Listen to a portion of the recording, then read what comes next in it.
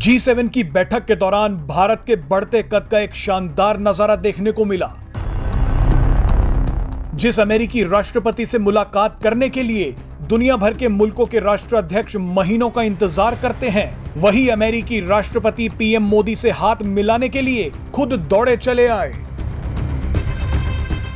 PM Modi जब Canada के प्रधानमंत्री जस्टिन ट्रूडो से बात कर रहे थे, उसी दौरान अमेरिकी राष्ट्रपति जो बाइडेन उनसे मिलने के लिए खुद चलकर आए। पूरी दुनिया ने इस तस्वीर को देखा, लेकिन इस तस्वीर के पीछे एक और कहानी भी है। इस कहानी में पहला किरदार प्रधानमंत्री मोदी हैं और दूसरा किरदार रूस के राष्ट्रपति व्लादिमीर पुतिन। पीएम मोदी और बाइडेन के इस हैंडशेक से आज पुतिन परेशान नहीं बल्कि बेहद खुश होंगे, क्योंकि पीएम मोदी ने G7 बैठक में अमीर देशों को एक बार फिर आईना दिखाया, मजबूती से अपनी बातों को रखा और रूस के साथ खड़े रहे। लेकिन फिर भी बाइडेन उनके पास पहुंचे और हाथ मिलाया।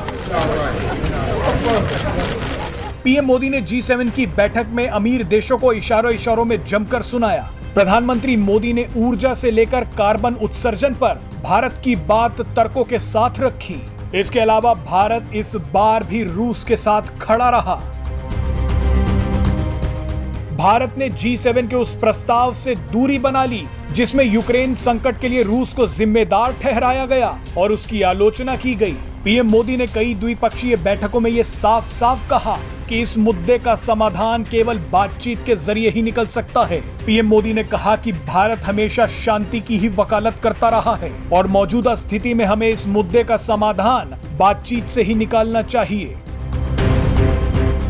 पीएम मोदी ने G7 शिखर सम्मेलन में जलवायु, ऊर्जा और स्वास्थ्य के मुद्दे पर दुनिया के 7 सबसे अमीर विकसित देशों के रुख को धुआं कर दिया। पीएम मोदी ने कहा कि भारत का जलवायु को लेकर कमिटमेंट आप इस बात से ही समझ सकते हैं कि हमने गैर परंपरागत ऊर्जा स्रोतों के जरिए 40% एनर्जी कैपेसिटी 9 साल पहले ही हासिल कर ली है। पीएम मोदी ने कहा कि एथेनॉल ब्लेंडिंग के जरिए पेट्रोल बनाने का लक्ष्य हमने समय से 5 महीने पहले ही पूरा कर लिया है।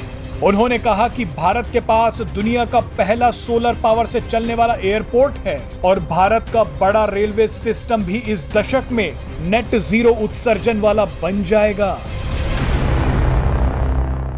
Presenting B News app available on Google Play and App Store. Download it now.